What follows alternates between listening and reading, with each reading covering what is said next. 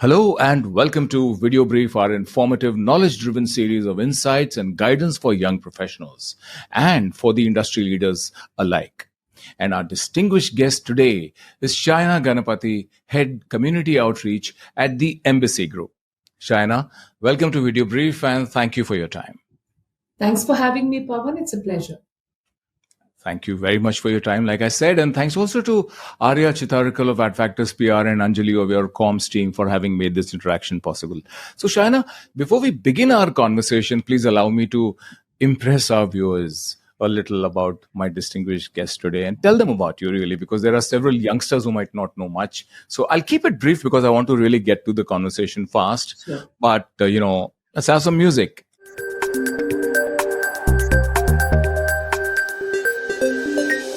Shaina Ganapathy is part of the leadership team at Embassy Group and heads the group's outreach initiatives that focus on education, health, sustainable infrastructure, and much more. She has been with the Embassy Group for more than 15 years, beginning first with sales, leasing, and marketing. She then worked closely with the chairman of the group for 6 years and was an integral part of his core strategic team. During this time, Shaina was responsible for coordinating the design and development process of Hilton Residences, Embassy's corporate office, and Stonehill International School. Amazing line of work, rich, wide, and deep experience with beautiful properties to show for it, physically, literally, and great social impact too. Before she joined Embassy, Shaina spent more than 9 years in sales and marketing in the hospitality industry. She holds a bachelor's degree in economics and a master's in international marketing. So obviously, there's a great deal more about Shaina that I could say, but really, I want to quickly begin our chat, like I said. And so all I'll add here is that right now, as I said, Shaina spearheads Embassy's significant corporate connect. So Shaina, welcome once again to VideoBrief from Mediabrief.com. It's great to have you on this episode. Thank you so much.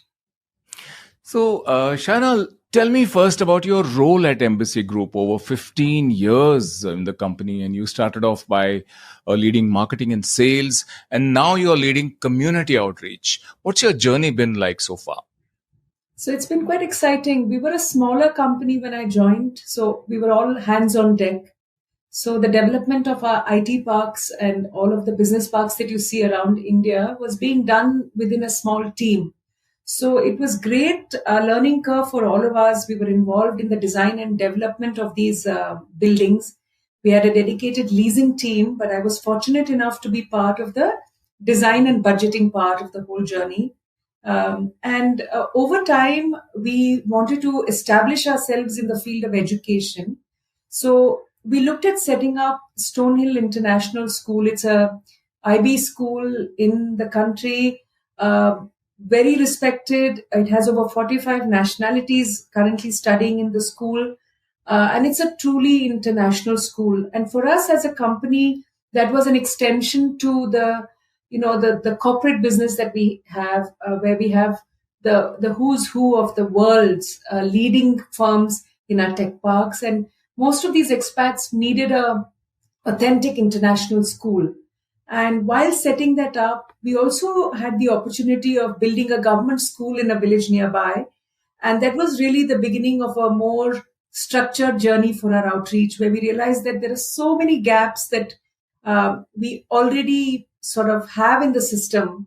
And we felt that as a corporate, it would be great if we could partner with the Department of Education and help them in their journey. So that's where we are. Yeah, lovely. So today, Shaina, you lead the Corporate Connect program at Embassy Group. What does it do? I know there's a lot of significant work that you do through it, and I am aware of it also, but I want you to tell our viewers and listeners about it. Yeah, so while corporates have a mandate to give back under the CSR law, we still struggle to find common ground and also collaborative efforts.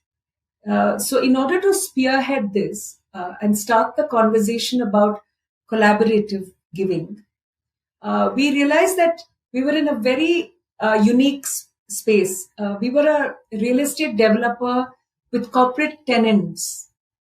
So in our IT parks, as I mentioned earlier, we have large corporate houses which are housed there. all of us would like to work typically in education, sustainability, and healthcare, largely, And while we started the conversation, we developed a platform called Corporate Connect, which, first of all, one of the objectives is really to engage with each other and learn from each other's outreach initiatives. The other is to pool resources and expertise. So, to give you an example, if a bank, which is a tenant, and embassy collaborates to build a government school tomorrow, we as a developer bring in the expertise to construct, right? So it made sense to sometimes collaborate, not only with our funds, but also with our, what we were good at, and our resources, pulling in our resources. And this became, it started slowly, but over a 4-year period, we've now completed over 75 such projects. And we've also managed to raise money parallel to each of our CSR budgets.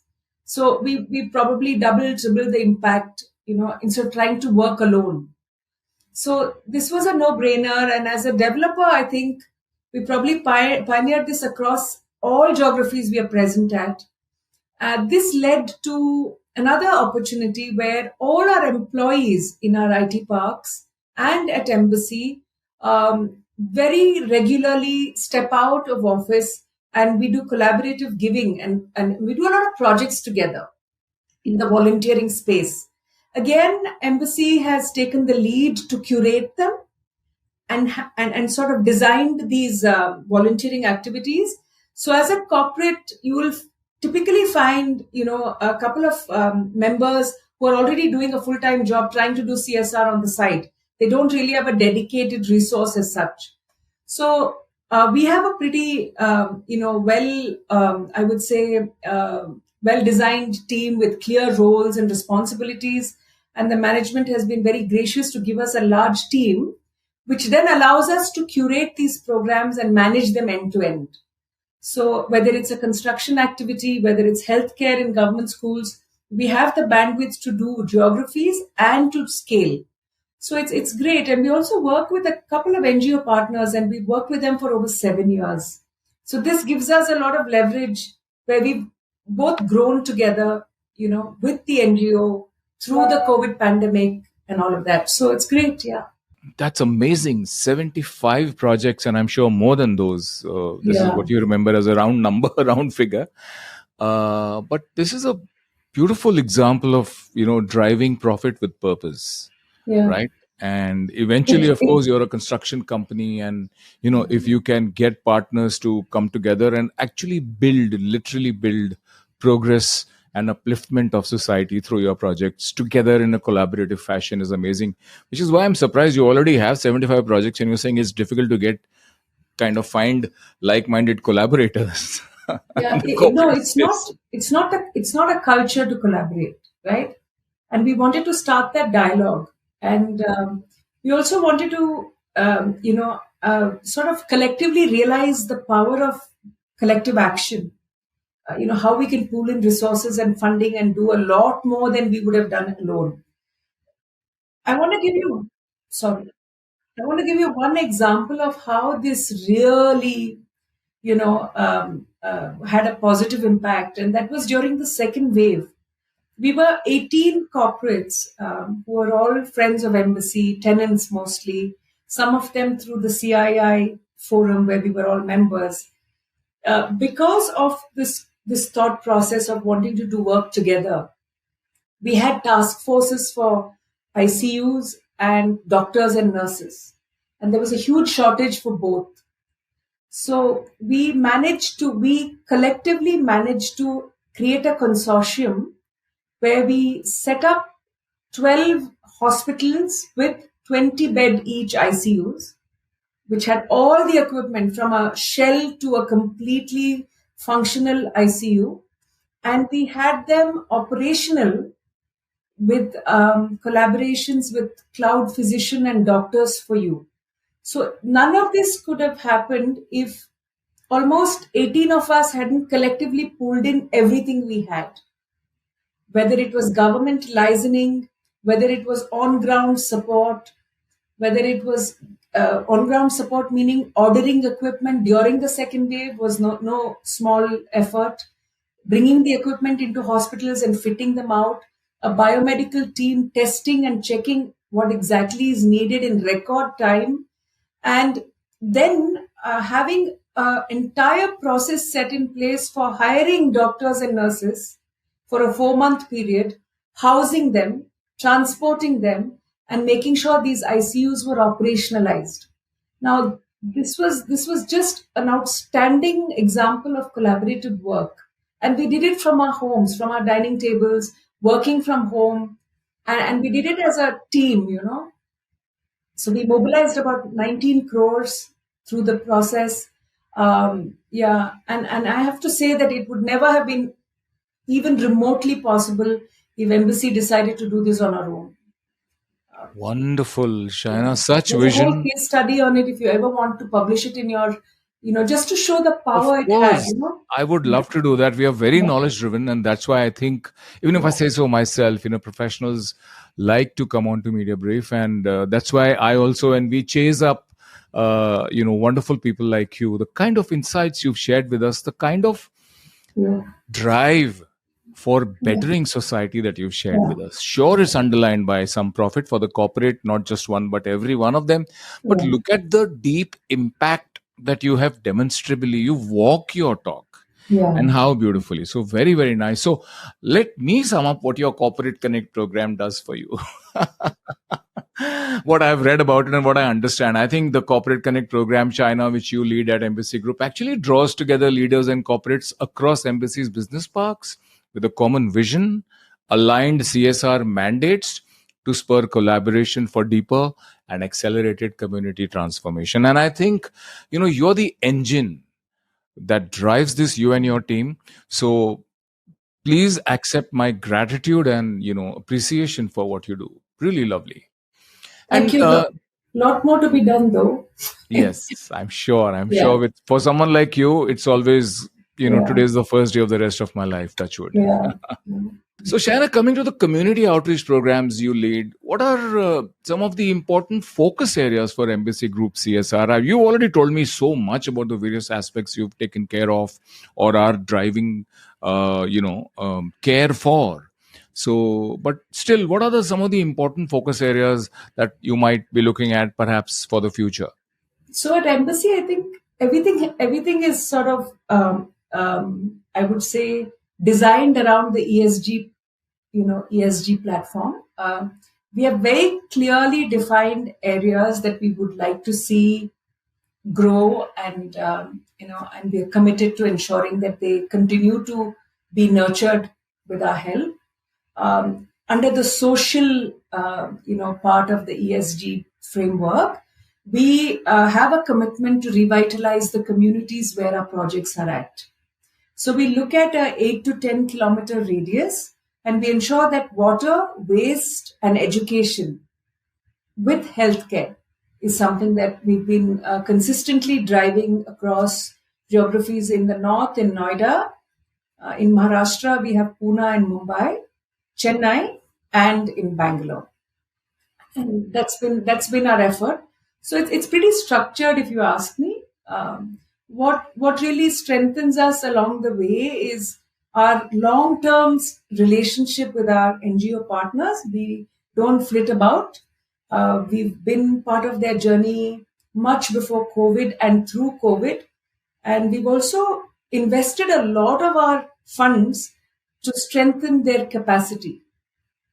Whether it is insisting on high level training, whether it is to engage them to consultants and encourage them to look at robust processes, and also fundraising. We support them with fundraising so that the best minds in our NGO partnerships focus on how can the project be better each year than having to look for funding. So that's another secret that really works well for us, and this has also led to commitment. If there is a donor investing genuinely in the in strengthening the NGO's resources, they're going to be that much more committed to wanting to make the project so much more effective. So This is another message that I keep sharing with my corporate partners, saying, don't jump from project A to project B every 2 years. It takes at least 4 years to see something shift. Yes, the law tells you that do a project for 3 years, that's fine. But look at a sustainable model. Look at handing it over sustainability as well. And a lot of us question what is admin cost? Why do they need admin cost? But if you really look deeper into the NGO's functioning, unless you really find the right quality of people, I mean, the output is also going to be compromised. Correct. Yeah. Absolutely. Yeah. Absolutely. So Very that's well said. another simple mantra to invest in people. I think that Yeah. goes back to our company's philosophy as well. Um, I've been here for so many years, and so has Sarah, my colleague, and Anjali's come on board. All of us are here for the long haul, and we're not sort of, Lovely. No. Oh, your action and your tenure, your longevity with it, and your commitment across, yeah. and the fact that you believe in partners providing sustainable kind of emotional investedness also into projects. It just bespeaks your commitment and your, you're not short term. You're not here today and gone to something else tomorrow. So obviously, then, I'm sure that these CSR initiatives and this thinking aligns very well with the overall mission, vision, and objectives of the Embassy Group. And you've been with them for 15 years now, and more than 15 years. So when did this, specific driven by action commitment begin on CSR initiatives in those 15 years? When did you start actually pushing out for projects, the first one and then the second and the third? I think we started in 2012 with our first project, which was more structured.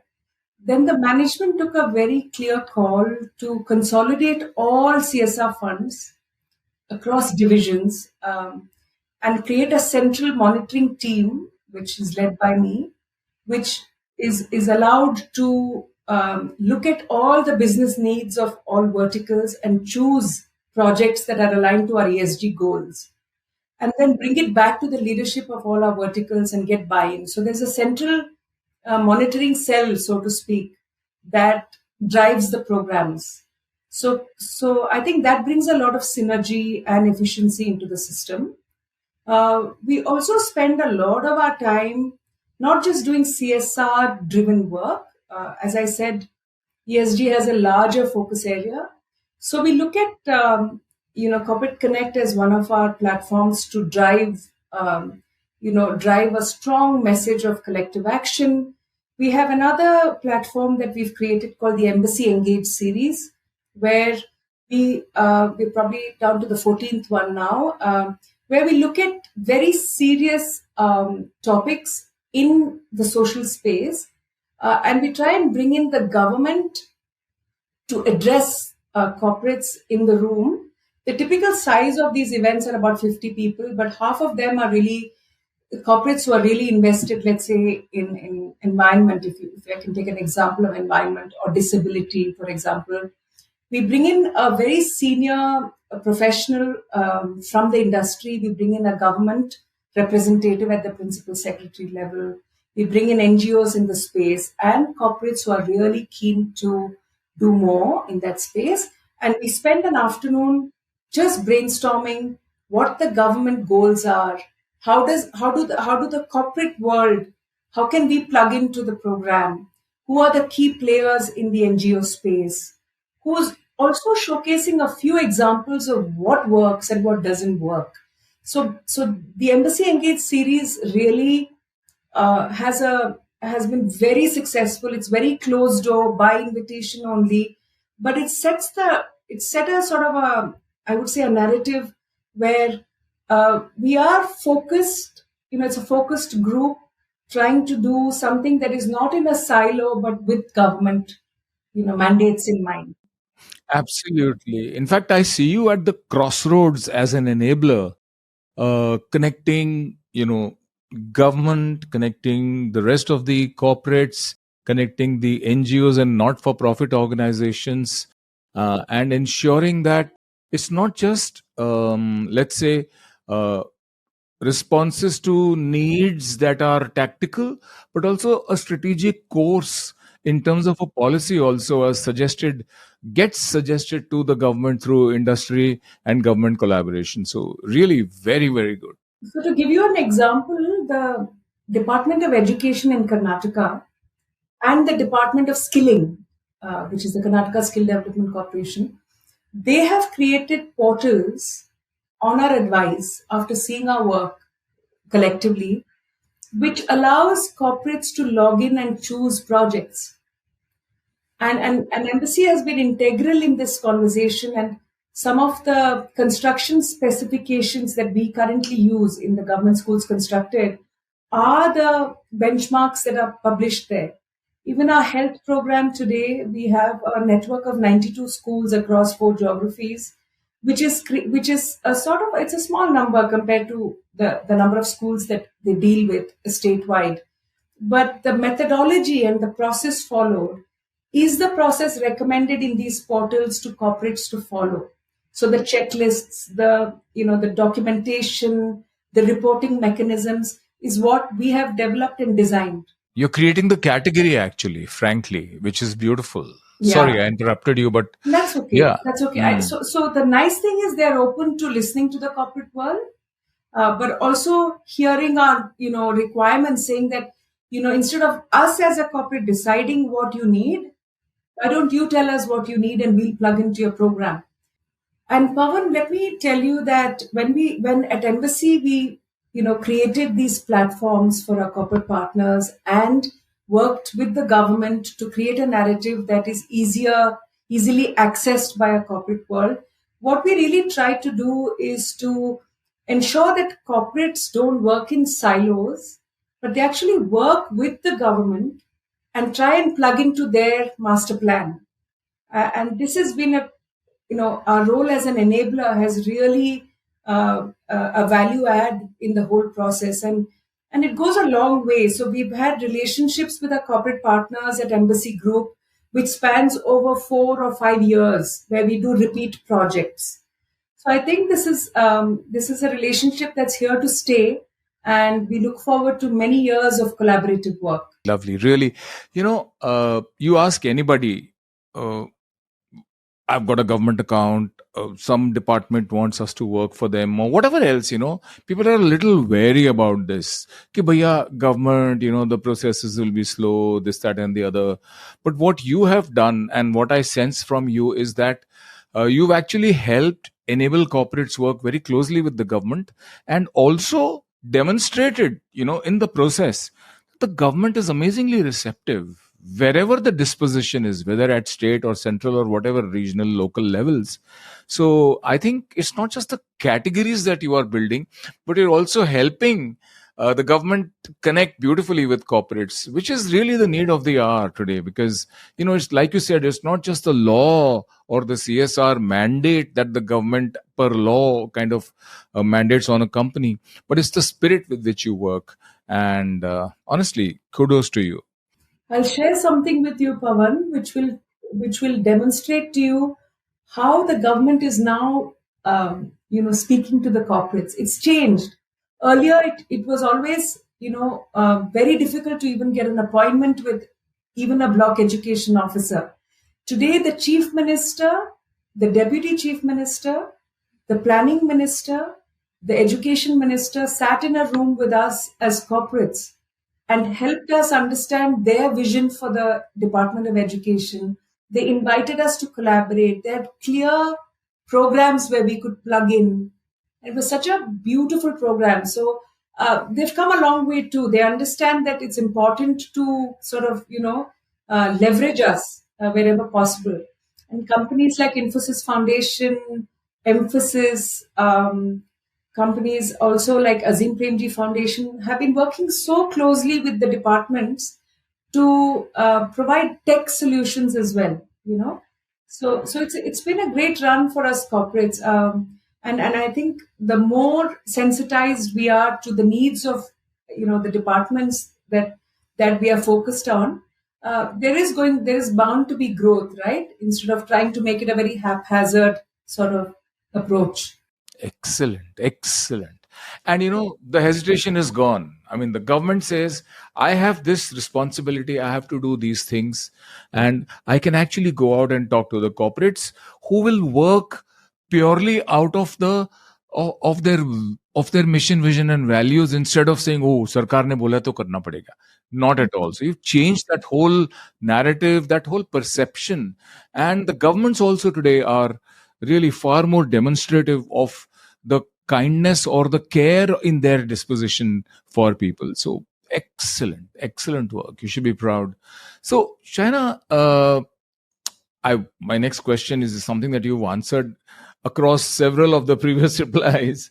Since it was here, I thought I'll just ask you if you want to add a little something to this in brief. My question was to be, what steps has Embassy taken to support the social and environmental development of the communities you work in?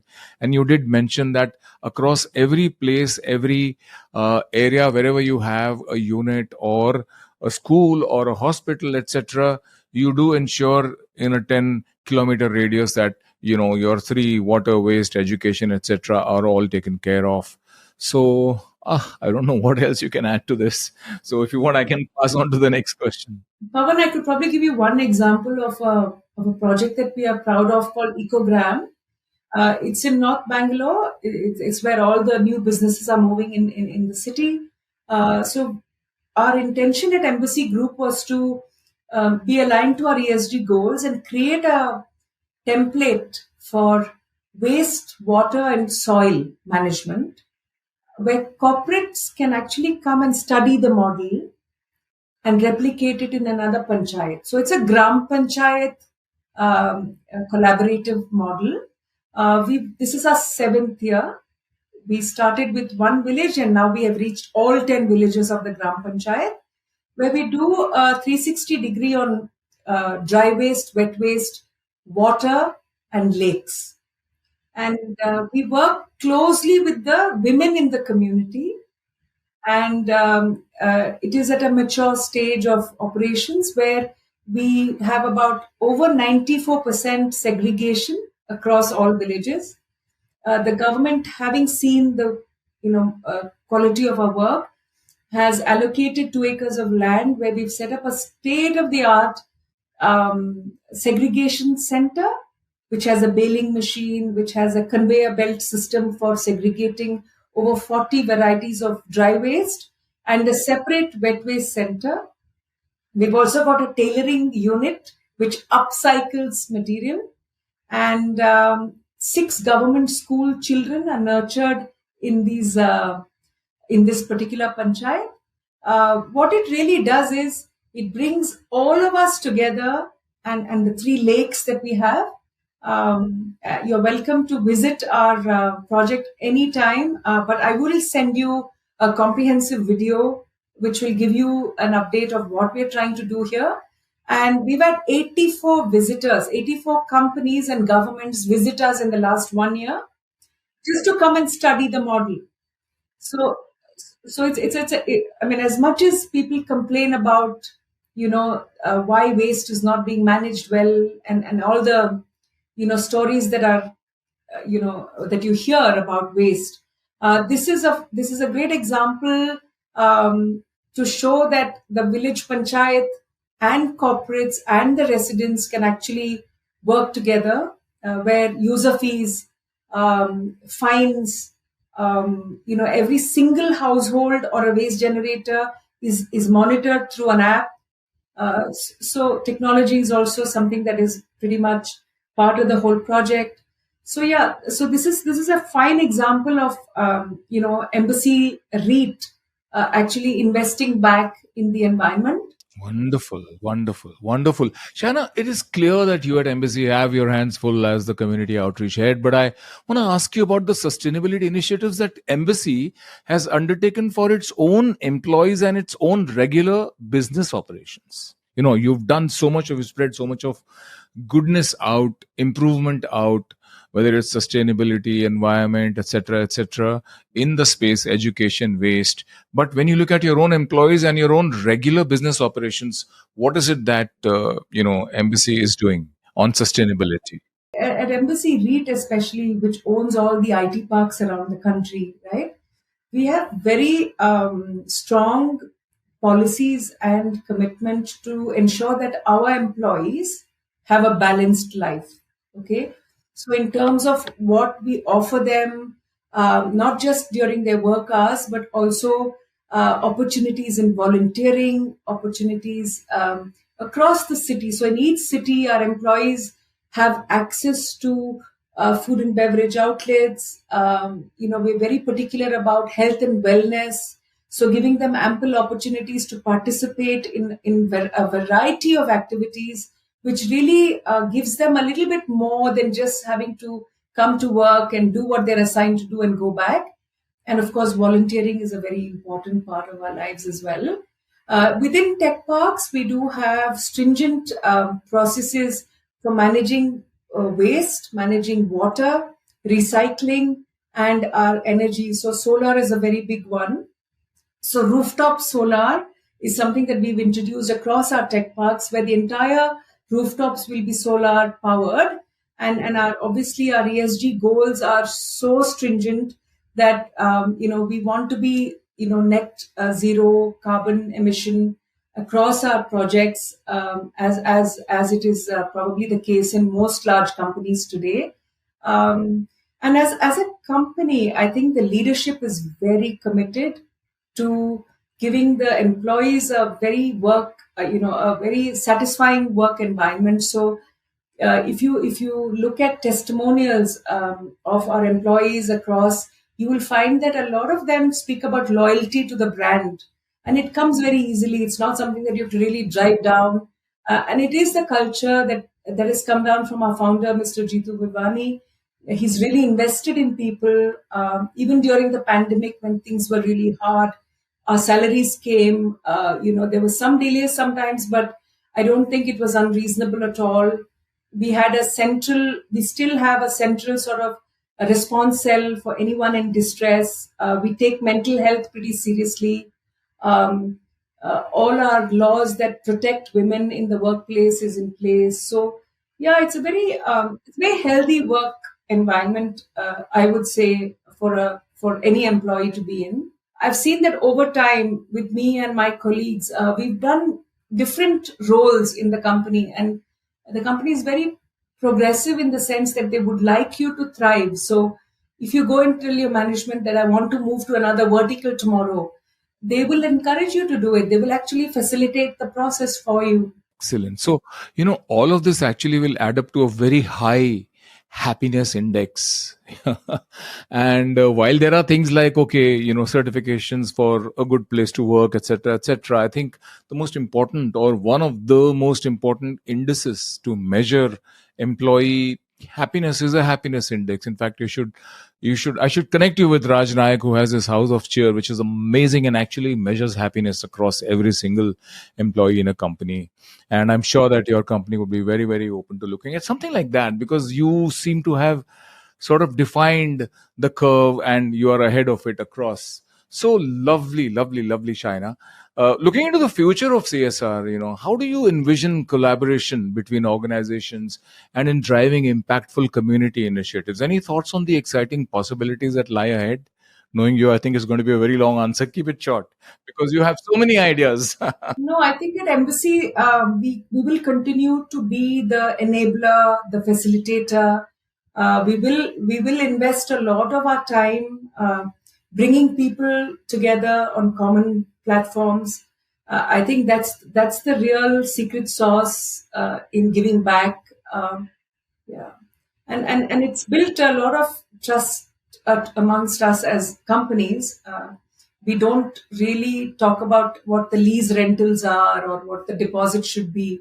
The narrative is always about what can our employees do to give back? Can you help? Or we have X amount of money and we want to do this. What do you think? So that's where we are headed. And I think as a company, we want to be seen as a responsible and caring brand.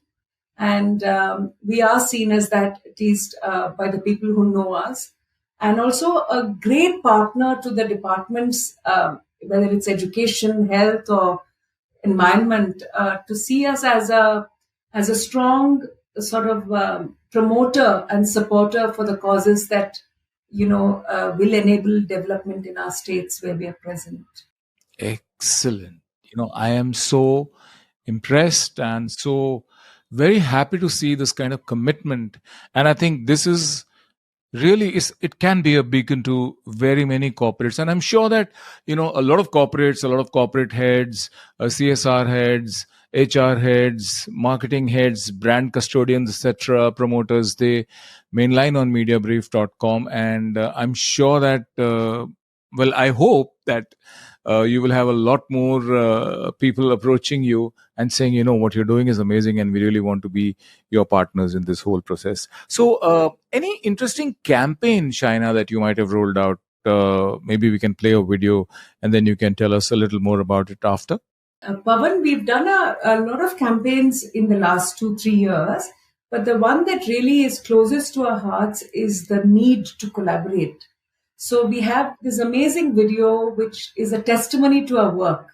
And let's watch it. Let's watch it. Yes. Sure. Thank you.